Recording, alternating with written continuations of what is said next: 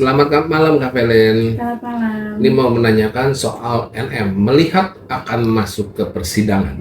Dilihat dari terawangan Kak Velen, NM akan menang atau kalah? Kalau aku lihat ini masih ada untuk beliau ada permintaan untuk naik banding ya. Dan sepertinya kasus ini akan bergulir sangat lama ya, karena ini menyangkut tentang nominal uang ya, uang yang memang yang sedang dituntut oleh terdakwa ya, dan sepertinya ini kasus akan terus bergulir dan ini akan semakin ramai dan semakin rumit karena satu sama lain juga merasa paling benar, dan tentunya ini juga ya sama-sama saling memiliki pendukung yang kuat di belakang beliau dan sama-sama tidak mau mengalah. Jadi kasus ini akan bergulir sangat panjang, dan sebab di sini juga masih ada orang-orang lain di belakang yang masih berkaitan. Seperti aku melihat sepertinya minimal ada 3, maksimal ada 5 orang yang memang di sini nantinya akan juga masuk dalam daftar list ya, orang yang terduga aku bilang ini, dan juga tentunya ini yang akan menyelamatkan kemudian artis NM ini. Jadi kita tunggu saja, sabar saja proses hukum yang berjalan ya. Jadi kalau aku lihat di sini nanti ada beberapa lagi orang yang terkait yang akan ikut masuk dalam daftar terdakwa. Nah, Kak Velen menyikapinya seperti apa saat auranya saat keluar dari Polda Metro Jaya sampai ke rutan Pondok Bambu itu NM? Kalau aku lihat nih di sini dari auranya seorang NM ini ada aura yang sangat kuat yang merupakan rasa percaya diri ya, dan berusaha untuk menutupi kesedihannya dan juga menutupi kekesalannya.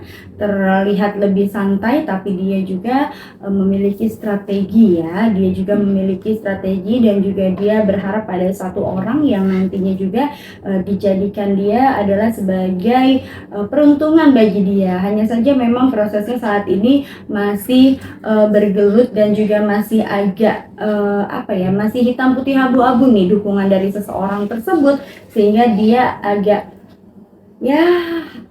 harap-harap cemas. Dan kalau aku bilang di sini perasaan takut meliputi, dan juga kita bisa lihat dari wajah seorang artis tersebut ya.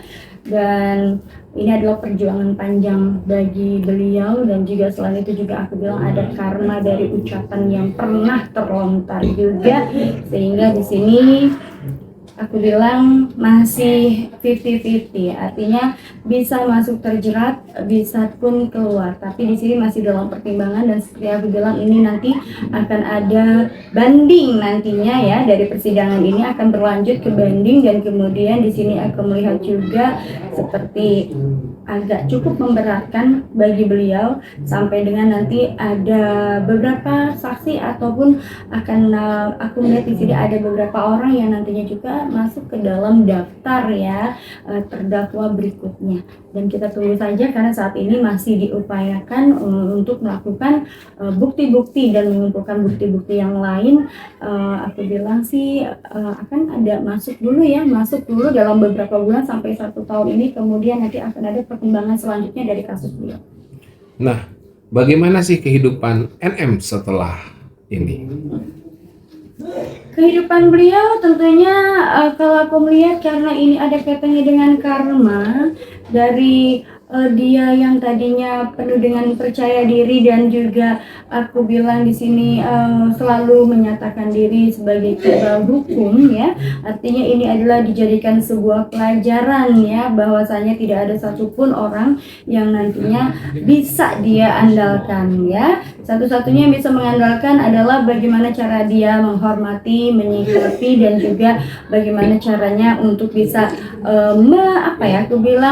untuk bisa menahan menahan diri emosi, sombongnya, emosinya ya, harus lebih hati-hati dalam hidup karena hidup itu adalah tabur tuai dan juga tentunya apa yang kita tabur itu yang akan kita tuai. Maka karma itu cepat atau lambat pasti akan datang. Maka untuk menghindari datangnya karma, alangkah baiknya kalau kita itu kedepannya akan jauh lebih hati-hati dan juga tetap menghargai ya, saling menghargai, dan indah kebersamaan itu juga harus tercipta. Dan kalau aku lihat di sini kehidupannya akan lebih waspada, tapi yang aku lihat juga di sini selain kewaspadaannya dia juga akan ada perilaku atau perangai sifat dia juga yang masih bisa yang belum bisa dia kontrol ya, emosionalnya dia, sehingga ini juga yang aku khawatirkan nantinya akan berlanjut dengan kasus-kasus yang lain ya, karena di sini memang tabiat itu susah untuk bisa untuk bisa diubah karena ini sudah menjadi tabiat atau perilaku bawaan. Maka ini yang harus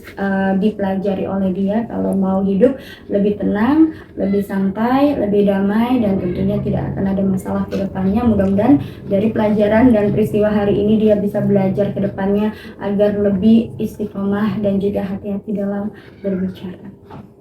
Oke, terima kasih Kak Felin.